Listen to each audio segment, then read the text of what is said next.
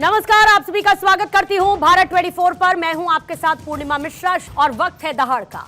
आज सरकार ने वक्फ बोर्ड को कंट्रोल करने वाले कानून में संशोधन से जुड़ा हुआ विधेयक लोकसभा में पेश किया, जिसके बाद इसे जेपीसी के पास भेजे जाने का प्रस्ताव रखा गया। लेकिन इसे लेकर देश में एक बार फिर से हंगामा और सियासत बरपी है। संसद से सड़क तक संग्राम की धमकियां शुरू हो चुकी हैं। हिंदू मुस्लिम एंगल निकालकर लोगों को भड़काया जा रहा है, भ्रमित किया जा रहा है। मुसलमानों को वक्फ बिल से डरने की जरूरत महसूस करवाई जा रही है। क्या फिर से शाहीन बाग की तरह आंदोलन की तैयारी है? विपक्षी सदस्यों ने विधेयक का जबरदस्त विरोध किया और यह कहा कि संविधान, संघवाद और अल्पसंख्यकों पर हमला है। ये असदुद्दीन ओवैसी ने बिल लाने पर इसे सरकार को मुस्लिमों का दुश्मन बताया है। अल्पसंख्यक मामलों के मंत्री किरेन रिजिजू ने विपक्ष से समर्थन की गुहार लगाई है और रिजिजू ने आज संसद में कहा कि करोड़ों लोगों की दुआ आपको मिलेगी। चंद लोगों ने पूरे वक्फ बोर्ड को कब्जा करके रखा है और आम मुस्लिम लोगों को जो न्याय इंसाफ नहीं मिला उसे सही करने के लिए ये बिल लाया गया है। और ये इतिहास में दर्ज होगा कि कौन इस बिल के समर्थन में और कौन इसके विरोध में खड़ा हुआ नजर आया है। इस मामले को लेकर तमाम प्रतिक्रियाएं आज देखने को मिली। क्या कहा किरेन रिजिजू ने और विपक्ष कैसे इस पर कर रहा है काउंटर अटैक, पहले सुनिएगा। हमारा देश के अंदर में कोई भी कानून, कोई भी स्पेशल लॉ, सुपर लॉ नहीं हो सकते हैं। संविधान से ऊपर कोई कानून नहीं हो सकते। लेकिन आप सर इसमें प्रावधान देखिए, इस 1995 का वक्फ एक्ट में ऐसा प्रावधान है जिसका बाकी कानून के ऊपर में ओवरराइडिंग इफेक्ट था सर। क्या ऐसे कानून हमारे देश में होना चाहिए? ऐसा लग रहा है जैसे यह जो संशोधन लाया गया वक्फ बोर्ड के कानून में यह मुसलमान विरोधी है। कहां से ये मुसलमान विरोधी है? कौन सा इसका कानून मुसलमान विरोधी बताता है? यहाँ उदाहरण दिया जा रहा है कि अयोध्या की मंदिर, गुरुबाई, अरे मंदिर और संस्था में अगर अंतर आपको नहीं समझ में आ रहा है तो आप कौन सा तर्क खोज रहे हैं? जब लोकतांत्रिक तरीके से चुने जाने की पहले से प्रक्रिया है तो उसको नॉमिनेट क्यों किया जा रहा है? वहीं जहां अन्य धार्मिक जो मसले हैं, बॉडीज हैं, उनमें कोई गैर बरादरी का नहीं आता है। मान लीजिए वक्फ बोर्ड में गैर मुस्लिम को शामिल करने का औचित्य क्या बनता है? वक्फ बाय यूजर का आप निकाल कर बोल रहे हैं कि डॉक्यूमेंटेशन लेकर, भाई 400 साल का डॉक्यूमेंटेशन रेवेन्यू से नहीं निकलेगा तो क्या करेंगे आप? मेरे पास तो मंत्र शंतर नहीं है कि 200 साल पुराने के मरने वालों की रूहों को बुलाकर मंत्री जी के पास ले जाऊं कि देखो ये रूह है और ये कह रही कि वक्फ है। ये क्या बात कर रहे हैं? तो ये लेजिस्लेशन नहीं है वक्फ को बुलडोज करके खत्म करने का, मुसलमान इजाजत लूटने का है। तो आपने सुना किस तरीके से विपक्ष की प्रतिक्रियाएं इसको लेकर सामने आ रही हैं जैसे ही अमेंडमेंट बिल रखा गया है। लेकिन इसके साथ कुछ सवाल है क्योंकि सियासत इस पर सिफर हो उठी है। सवाल ये कि क्या वक्फ बिल मुसलमानों के खिलाफ है जिस तरीके से बताया जा रहा है? क्या यह बिल धार्मिक आजादी पर हमला है? क्या बिल के नाम पर विपक्ष मुसलमानों को भ्रमित करने की कोशिश कर रहा है? क्या सरकार बिना तैयारी के वक्फ बिल को लेकर आई है? और ये वक्फ बोर्ड जो बिल आया है वो कैसे मुसलमान विरोधी है, आज इसी को समझने की कोशिश करेंगे। बीजेपी के प्रवक्ता यासिर जिलानी हमारे साथ अब से थोड़ी देर बाद जुड़ जाएंगे। कांग्रेस के नेता चंद्रमोहन शर्मा हमारे साथ जुड़े हुए हैं। समाजवादी पार्टी के प्रवक्ता मोहम्मद आजम इस वक्त हमारे साथ हैं। आदिल हसन है AIMIM के प्रवक्ता, इस वक्त हमारे साथ मौजूद हैं। एडवोकेट हर्ष दाहिया इस चर्चा का हिस्सा है और स्टूडियो में इस्लामिक स्कॉलर हाफिज गुलाम सरवर भी हमारे साथ मौजूद हैं। आप सभी मेहमानों का बहुत बहुत स्वागत करती हूं और सबके लिए 1 मिनट का टाइमर शुरुआत के ओपनिंग स्टेटमेंट के लिए रहेगा और इसके बाद इस डिबेट को ओपन किया जाएगा। सबसे पहले मोहम्मद आजम साहब आप ही के साथ शुरुआत करती हूं क्योंकि इसको लेकर जबरदस्त विरोध देखने को मिल रहा है और यह कहा जा रहा है कि एनक्रोचमेंट है, एक तरीके का एक धर्म पर हमला है, ये एक तरीके का उनकी आजादी, उनके अधिकार छीनने का तरीका है ये अमेंडमेंट बिल। लेकिन सरकार के इसमें अपने तर्क हैं। क्यों समाजवादी पार्टी को ये अमेंडमेंट बिल मुस्लिम विरोधी नजर आता है?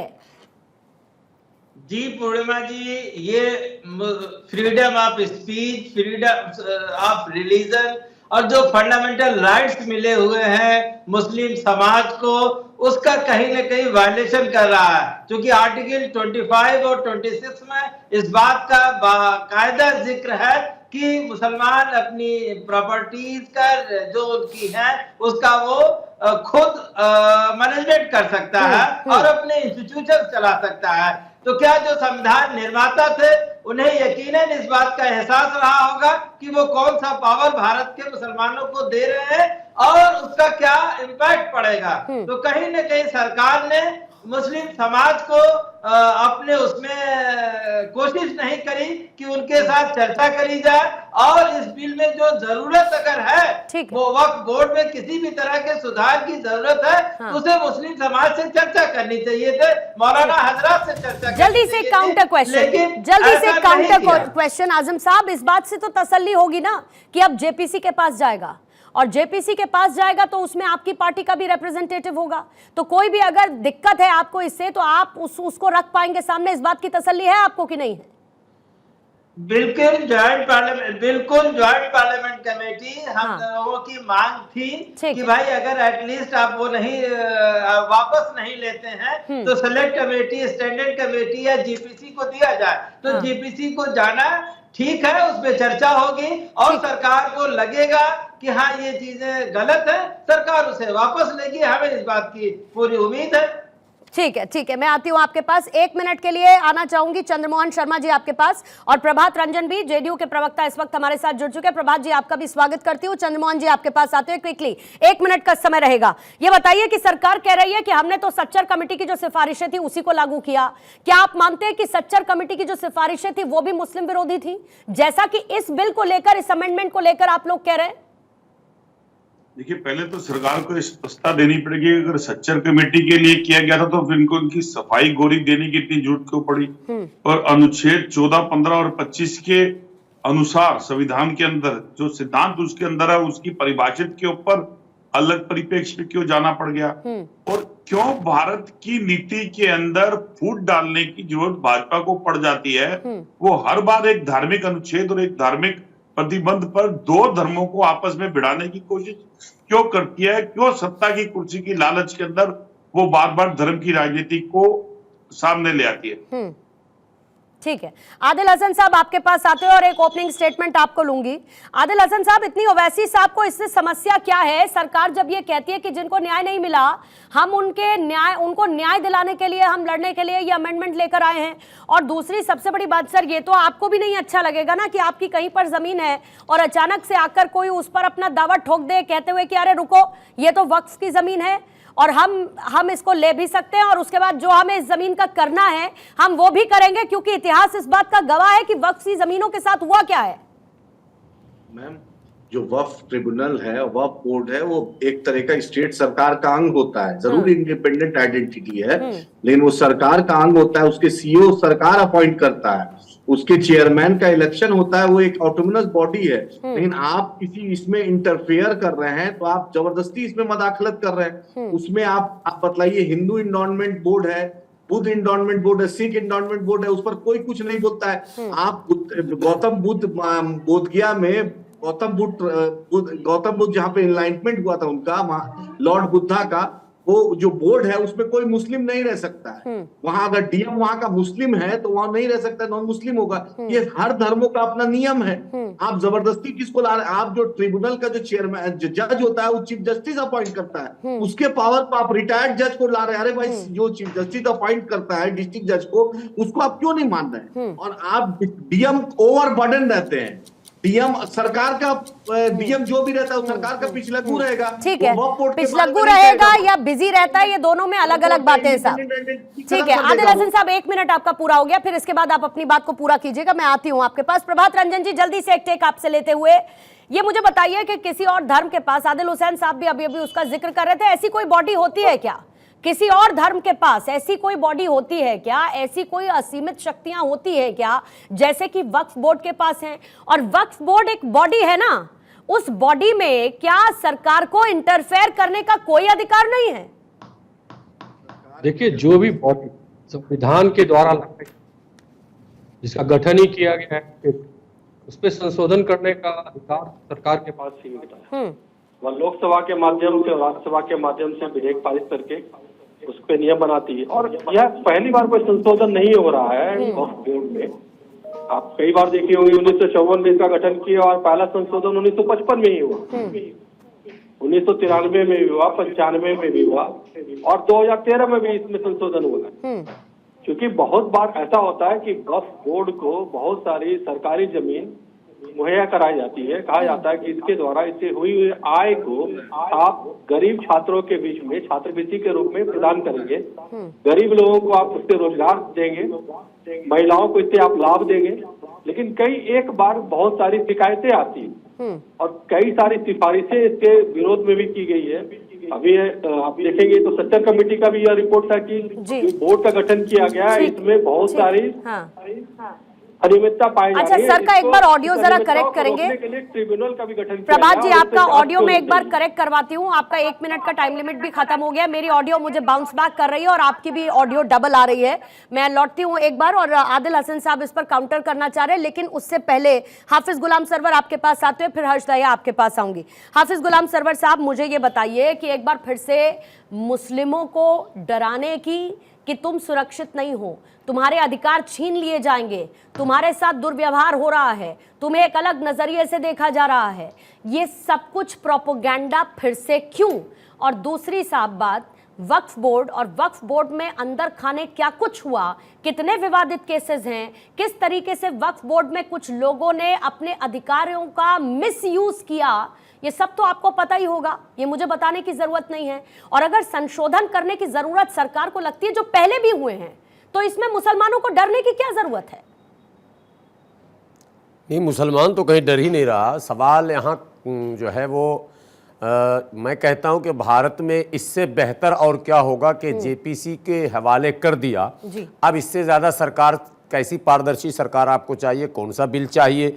जेपीसी में तो सभी दल के लोग रहेंगे, तो संयुक्त संसदीय समिति स्वयं तय कर लेगी। उसमें हमको लगता है कि जो लोग अभी सड़क पर इधर उधर की बात कर रहे हैं वो तो मौजूद होंगे। वक्फ बोर्ड 75 वर्षों में जो सच्चर कमेटी की रिपोर्ट ने कहा है कि मुसलमान दलितों से बदतर है, आप दिखा रहे हैं कि सेना और रेलवे के बाद आपके पास सबसे ज्यादा संपत्ति है, तो क्यों हमारे हाथ में कटोरा है? ये सवाल हम मोदी जी से क्यों पूछेंगे? जो इससे पहले की सरकारें या फिर मुसलमानों के रहनुमा, हम उनसे पूछते हैं कि हमारे हाथ में कटोरा क्यों है? सवाल का जवाब दे दीजिए, फिर आप मोदी जी से सवाल करते रहिए। ये मसला, ये लोग सिर्फ वोट की पॉलिटिक्स, ये गलत वो गलत, सड़क पे उतर जाऊंगा। अरे भाई, आपके पास कोई ड्राफ्ट है तो पेश कीजिए ना कि आप कैसा चाहते हैं, या यही लूट खसोट चाहते हैं तो बोल दीजिए कि लूट खसोट होने दीजिए। नहीं बोलिए, आपके लिए मैंने टाइम लिमिट नहीं रखा। नहीं, ये अब तक वक्फ बोर्ड के सारे कारनामे जो मुल्क के सामने हैं, जितनी जमीनें वीआईपी जमीनें हैं, या तो वक्फ बोर्ड से जुड़े मुस्लिम लीडरों ने या मुस्लिम संगठन के रहनुमाओं ने या उस दल के नॉन मुस्लिम लीडरों ने उस पर कब्जा कर रखा है। समय समय पर कांग्रेस की, सपा की और संयुक्त मोर्चा की, आज दिल्ली में आम आदमी पार्टी की या जेडीयू की, हमारे प्रवक्ता बैठे हुए, जिनकी भी सरकारें रही, उनके विधायक चेयरमैन होते हैं। और उनके विधायक जब चेयरमैन होते हैं तो चेयरमैन जो लूटता है तो अकेला नहीं लूटता, वो उस दल के कई दिग्गज नेता उससे मिल जाते हैं और मिलकर सब लूट रहे हैं संपत्ति। आज हालत यह है, लोग सच बोलने से कतरा रहे हैं कि दिल्ली की बात मैं कर रहा हूं, दिल्ली वक्फ बोर्ड, जरा बोर्ड पर फिर से एक बार दिखा दीजिए स्क्रीन पर, वो स्पेलिंग तक गलत लिखा हुआ, ये बोर्ड पेंट नहीं करा सके, WAKF लिख दिया इन्होंने, जबकि क्यू से होगा। दिल्ली वाले बोर्ड की मैं बात कर रहा हूं, ये देखिए, ये WAKF बिल्कुल रॉन्ग स्पेलिंग है। जिनको इतनी फुर्सत नहीं कि बोर्ड बना ले, 8 महीने इमाम को तनख्वाह नहीं मिली, यहाँ इमाम धरना प्रदर्शन पर बैठ रहे हैं। क्यों भैया, आपका कलेक्शन कहां रुक गया?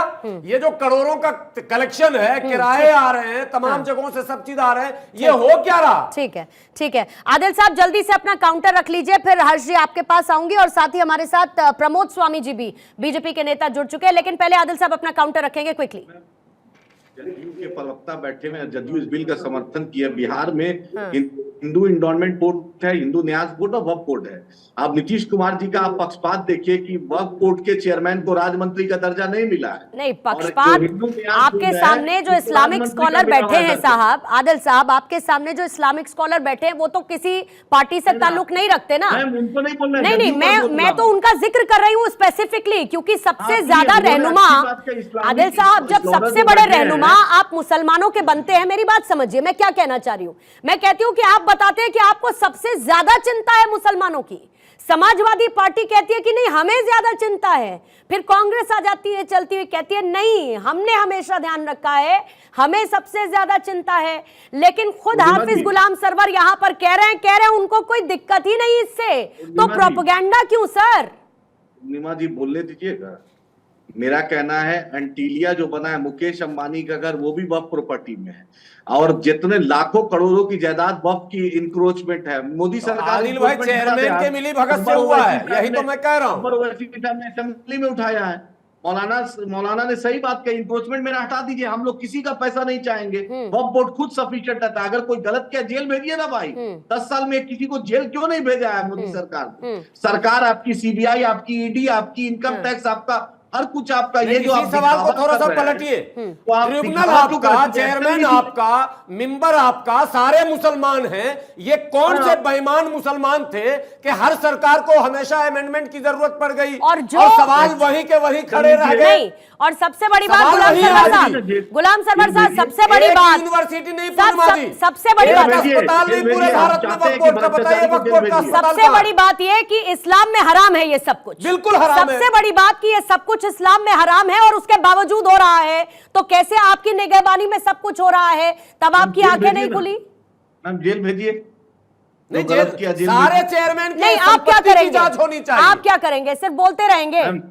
हमने तो असेंबली में भी उठाया, हम तो सरकार में नहीं है ना मैडम। अच्छा, हम तो सरकार में नहीं। ठीक है, तो जो सरकार में है मैं उससे पूछ लेती हूँ, जो सरकार में है फिर मैं उससे पूछ लेती हूँ। प्रमोद स्वामी जी आपके पास आते हुए, बहुत सारे ऐसे काउंटर्स हैं जो आप मिस कर चुके हैं, जो समाजवादी पार्टी, कांग्रेस की तरफ से या एआईएमआईएम की तरफ से रखा गया, लेकिन आपको पता है कि ये विरोध क्यों कर रहे हैं? मुझे ये समझाइए कि ये क्यों कह रहे हैं कि आप लोगों की तो आदत हो गई है मुसलमानों को परेशान करने की, आप चाहते हैं कि मुसलमान डर कर रहे और उनके अधिकारों पर, उनकी स्वायत्ता पर, उनकी संस्थाओं पर आप सिर्फ और सिर्फ अपना अधिकार जमाना चाहते हैं, आपके कंट्रोल में रहे ये सब कुछ, यही आपकी मंशा है? देखिए, इस पे वक्फ बोर्ड में संशोधन की बात 2005 में जब डॉक्टर मनमोहन सिंह साहब जब देश के प्रधानमंत्री थे, तो उन्होंने एक कमेटी बनाई थी, सच्चर कमेटी, और उसमें हाई कोर्ट के पूर्व जस्टिस राजेंद्र सच्चर जी थे और 6 मेंबर थे, और उन्होंने कुछ सुझाव दिए थे, और उस सुझाव में उन्होंने कहा था कि वक्फ बोर्ड की जो प्रॉपर्टी है उससे अभी जो आमदनी होती है वो 163 करोड़ होती है, और अगर इसको सही तरीके से मैनेज किया जाए तो 12,000 करोड़ से ज्यादा इसकी आमदनी हो सकती है। तो जो सच्चर कमेटी ने जो सुझाव दिए थे, उसी सुझाव के अनुसार इसमें संशोधन किए गए हैं, और सच्चर कमेटी की रिपोर्ट में कहा गया कि बोर्ड में महिला सदस्यों को जगह दी जाए, और इसमें कहा गया कि बोर्ड में महिला और बच्चों को जगह मिलनी चाहिए। तो सच्चर कमेटी की रिपोर्ट तो हमने नहीं बनाई थी, वो तो कांग्रेस के समय में ही बनी थी।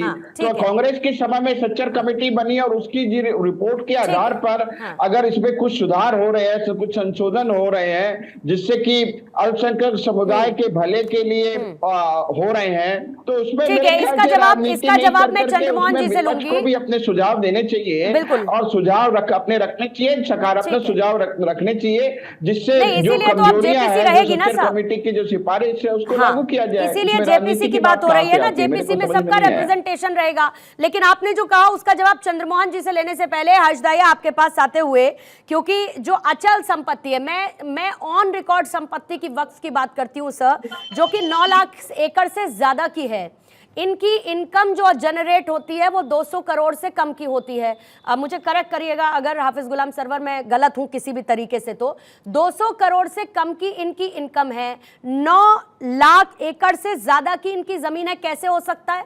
पैसा कहां जाता है? 9 लाख एकड़ की जमीन से आपको सिर्फ 200 करोड़ की कमाई होती है।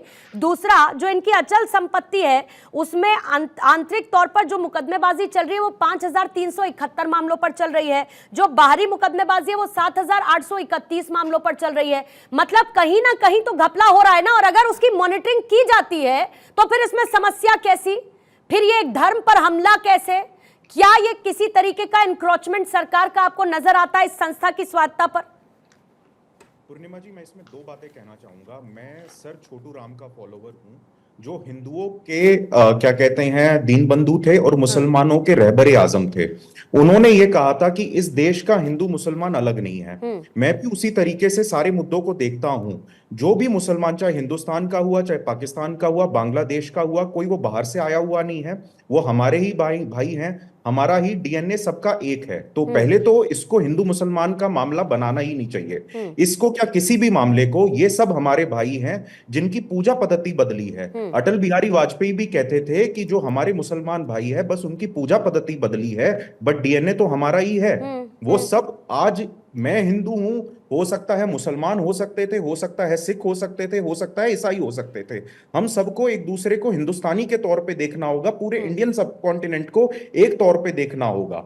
और दूसरी बात रही, देखिए कोई भी धर्म, चाहे हिंदू धर्म हो गया, चाहे मुस्लिम धर्म हो गया, इस्लाम हो गया, चाहे क्रिश्चियनिटी हो गई, कोई भी स्टेट से बड़ा नहीं हो सकता। स्टेट की निगरानी हर किसी के किसी भी एंडाउमेंट बोर्ड पे जरूरी है। कोई भी प्रॉपर्टीज ऐसी नहीं है जिनको बिना ओवरलुक किसी भी संस्था को एंडाउ कर दिया जाए। और आप ये देखिए, जैसा आपने कहा, मेरे पास जो आंकड़े हैं उसके हिसाब से जो वक्फ बोर्ड है वो देश का 3rd लार्जेस्ट लैंड ओनर है। रेलवेज के बाद, आर्मी के बाद 3rd लार्जेस्ट लैंड होल्डिंग इनके पास है।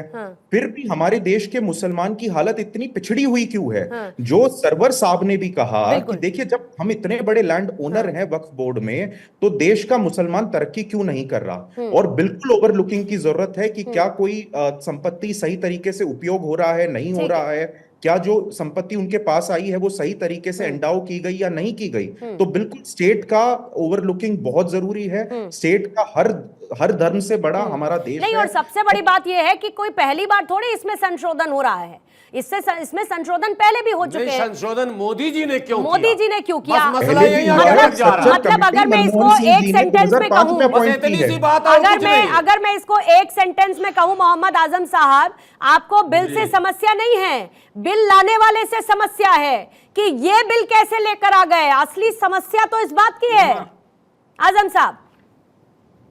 दरअसल कोई आती हूँ आदिल जी, थोड़ा समय दीजिएगा। पूरे उसमें मसले को पूरे इम्पैक्ट में समझने को तैयार ही नहीं है। हर आदमी का अपना एंगल है। हाफिज सरवर गुलाम साहब जो बैठे हैं वो बता दें, किसी वक्त संपत्ति को बचाने के लिए क्या उन्होंने कोई संघर्ष किया? क्या आके बैठ के लेक्चर तो दे रहे हैं। आजम साहब एक बात बोलूं, उनके आपको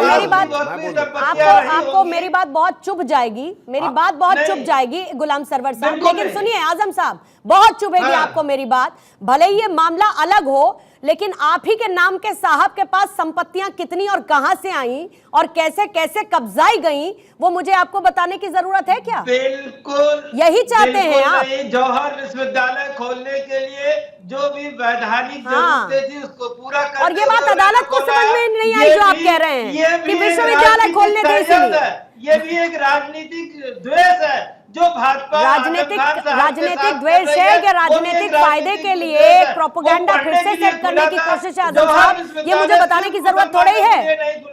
बोलिएगा गुलाम सरवर जल्दी। आज मैं आईटीओ पर एक ठंडा पी रहा था किसी दुकान में। उस दुकानदार ने कहा कि मैं यूट्यूब और वीडियो आपके देखता हूं, आप किसी दल में क्यों नहीं चले जाते हैं, इतना अच्छा आप बोलते हैं वगैरह वगैरह। अपनी तारीफ मैंने कर रहा हूं, तो मैंने कहा जिस दल में चला जाऊंगा उस दल का गुलाम हो जाऊंगा।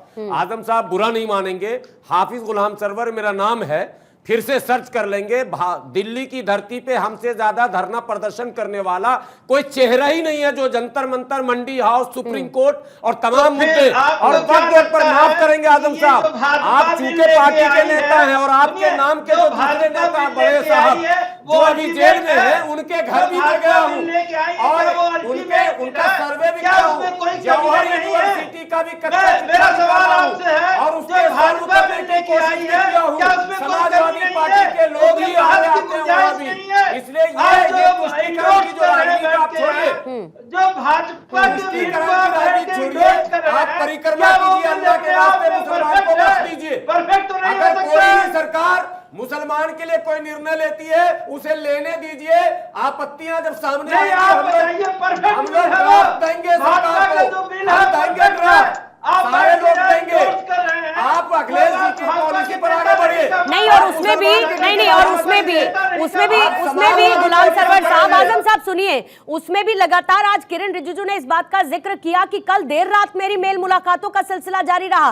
क्या उन्होंने बोहरा समुदाय के केस का जिक्र नहीं किया, तिरुचिरापल्ली के केस का जिक्र नहीं किया, किस तरीके से आदमी अपनी जमीन बेचने जाता है और उसको अचानक से पता चलता है कि अरे ये तो वक्फ बोर्ड की संपत्ति है, मतलब अपनी जमीन वक्फ बोर्ड की संपत्ति कब हो गई? अल्लाह के नाम दी नहीं, अल्लाह के नाम दी नहीं उस आदमी ने, लेकिन वो जमीन हो गई वक्फ बोर्ड की। कैसे हो गई साहब, उस आदमी को खुद नहीं पता, ट्रिब्यूनल का चक्कर काटता रहे, उम्र बीत जाए, लेकिन उसकी जमीन उसको वापस नहीं मिलेगी। नंबर के साथ बताया है कि वक्फ बोर्ड का जो कानून है वो पूरी तरह सुन्नी सेंट्रल वक्फ बोर्ड का वाकया मैंने टीवी चैनल पर बताया, वक्फ नंबर के साथ घटना बताया, लखनऊ की घटना बताया। अगर मैं भाग दौड़ नहीं कर रहा हूँ, मैं अगर मीडिएट नहीं कर रहा हूँ तो ये घटनाएं हमारे पास कैसे आ रही है? सारे फाइल हमारे पास है और खुला लूट जो हो रहा है, ये लूट की छूट किसने दी? लूट की छूट किसने दी? ये सेकुलर पार्टियों ने मुसलमानों का तुष्टीकरण करके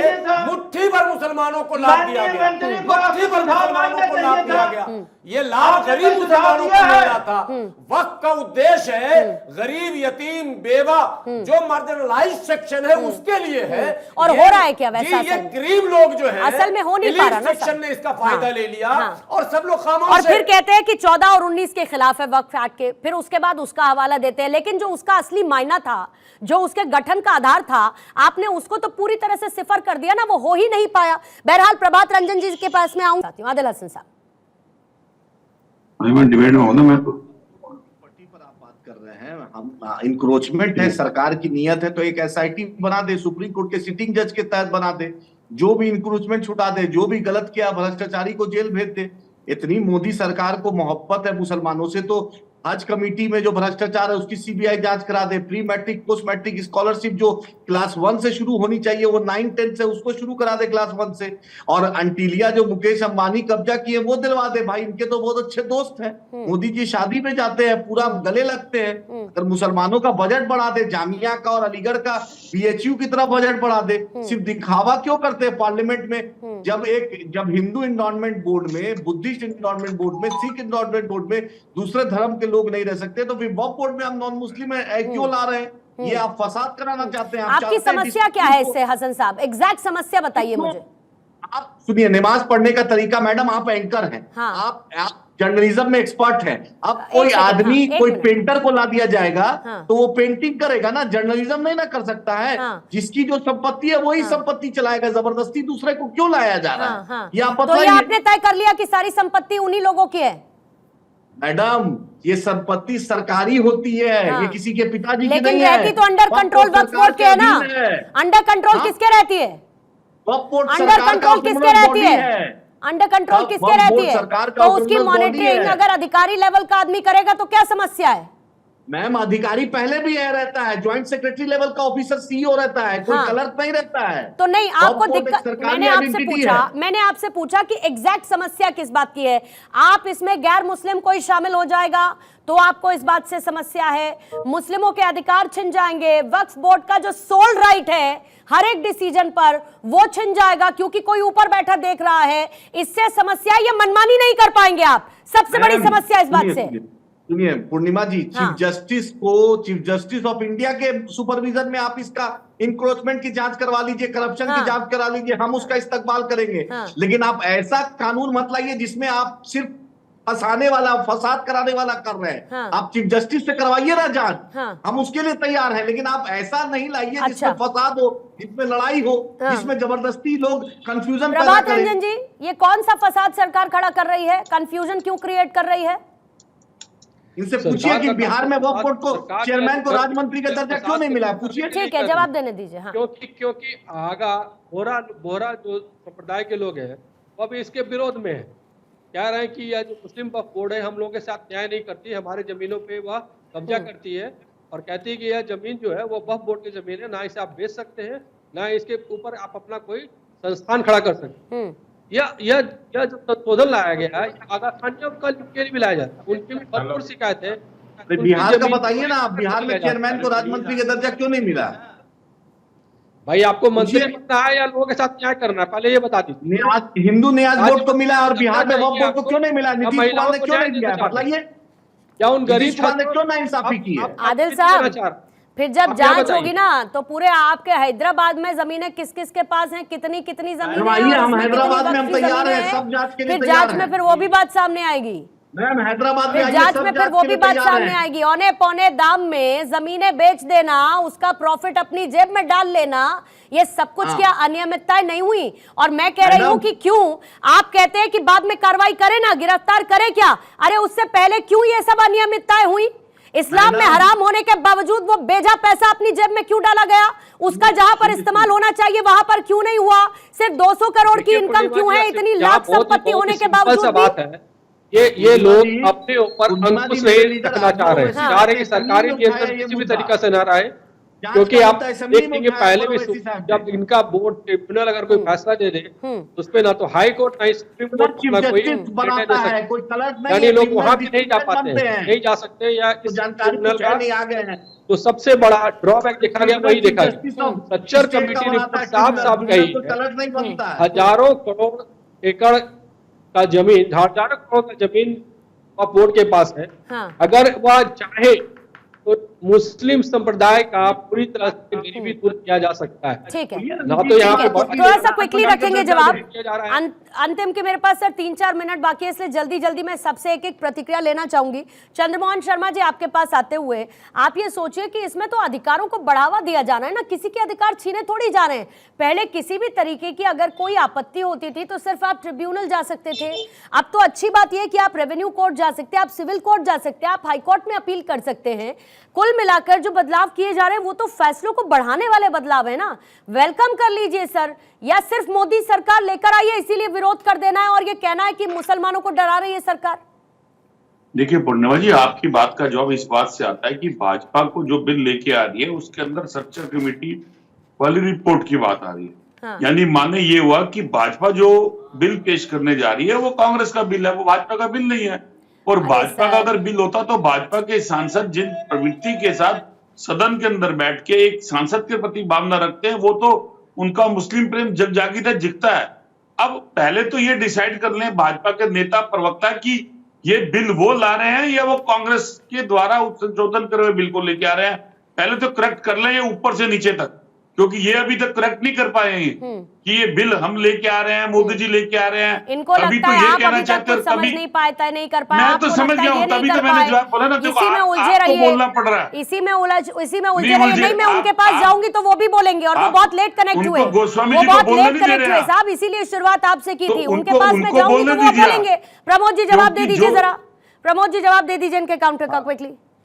आप देखिए, ये जो संशोधन है, ये इसकी मांग जो है वो मुस्लिम समुदाय के बीच से उठी थी। बोहरा कमेटी जो है उन्होंने भी अपनी नाराजगी व्यक्त की थी, और इससे पारदर्शिता और जवाबदेही बढ़ेगी, पारदर्शिता और जवाबदेही बढ़ेगी। बाकी हमारे जो कांग्रेस के मित्र हैं वो कह रहे थे कि सच्चर कमेटी की जो रिपोर्ट है, उसके जो सिफारिश है, उसको इसमें अमल में लाया जाए। तो अगर सच्चर कमेटी की सिफारिश को अमल में लिया जा रहा है और सच्चर कमेटी आप ही ने गठित की थी, तो आपको इसका समर्थन करना चाहिए। ठीक है, फिर आप खुल करके बोलिए। अरे ये तो आपको एक्सप्लेन करना है कि आपको ये एक्सप्लेन करना है कि आप उस नीति पे जा रहे हैं या आप कोई नीति लेके आ रहे हैं। जहां आप सदन के अंदर एक चुने हुए नुमाइंदे को आप शब्दों का इस्तेमाल करते हैं आपके सांसद, और वहीं आप वक्फ बोर्ड के अंदर ये कह रहे हैं कि आप मुसलमानों के प्रति खाने के लिए वक्फ बोर्ड के नियम को चेंज कर रहे हैं। तो विभाजनकारी नीति और ध्रुवीकरण की नीति तो भाजपा अडॉप्ट तुष्टीकरण कर की रही है। राजनीति किस तरीके से कब से हो रही है, आपको मैं आपको एक आंकड़ा देती हूँ आप जल्दी अपनी से। रिपोर्ट की चिंता करिए बॉस। मैं आपको चंद्रमोहन जी बताऊं, जितनी संपत्तियां वक्फ को दान की गई उसमें पिछले 30 से 40 सालों में सर बहुत गिरावट दर्ज हुई है। सर पिछले 30 से 40 सालों में बहुत गिरावट दर्ज हुई है। क्यों ऐसा हो गया कि अल्लाह के नाम पर जो लोग जमीन को दान दे देते थे, अब उनकी संख्या ना के बराबर हो गई है, बहुत कम हो गया है।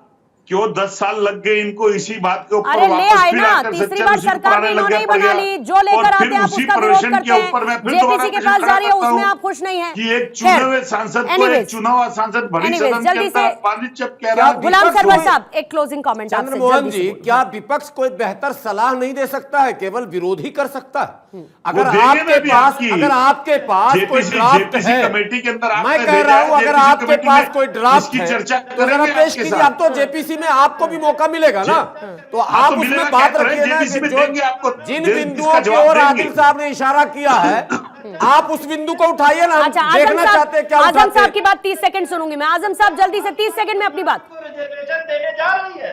सच्चर कमेटी ने कहा है कि मुसलमानों को रिजर्वेशन दिया जाना चाहिए उनके उत्थान के लिए। तो पूछ लीजिए कांग्रेस से 10 अगस्त 1950 को इन्होंने क्या खेल खेला था। सुनिए क्या आर्टिकल 341 पर अभी साथी है ना, नहीं पूछ पाएंगे। अभी साथी है, नहीं पूछ पाएंगे। बाध्यता है कि साथी बन गए हैं लोग। 341 पर रिलीजियस बैंड लगाने का काम 10 अगस्त 1950 को कांग्रेस ने किया था सर। ठीक है आजम ठीक है साहब, ठीक है सर, मेरे पास समय बहुत कम है। हर्ष जल्दी से आपसे एक 30 सेकंड का क्लोजिंग कमेंट लूंगी।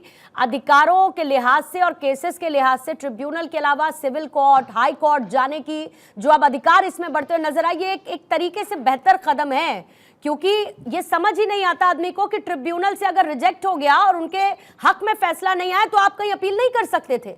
तो ये तो बहुत अच्छा स्टैंड इसमें लिया गया है, शामिल किया गया है। ये बहुत ही ज्यादा वेलकम स्टेप है पूर्णिमा जी, और इसका मुस्लिम समाज को भी, हिंदू समाज को भी, सभी समाजों को इसका बहुत ही एक वेलकम करना चाहिए कि ऐसा इसमें अमेंडमेंट लेके आया जा रहा है। और इससे सबसे ज्यादा मुसलमानों के गरीब तबके को फायदा होगा कि इस पे जो ओवरसाइट आएगी, जो इसका सही तरीके से संचालन होगा, जो एक सिर्फ ये अब ये एक पावरफुल और पावरलेस की एक संघर्ष है कि कुछ पावरफुल लोगों ने वक्फ बोर्ड को कैप्चर जो किया हुआ था, अब इसमें सभी समाजों की, मुसलमान के सभी समाजों की प्रतिनिधित्व होगा और गरीबों तक उसका जन कल्याण पहुंचेगा। 2 गैर मुस्लिम भी होंगे साहब, 2 महिलाएं भी इसमें शामिल रहेंगी।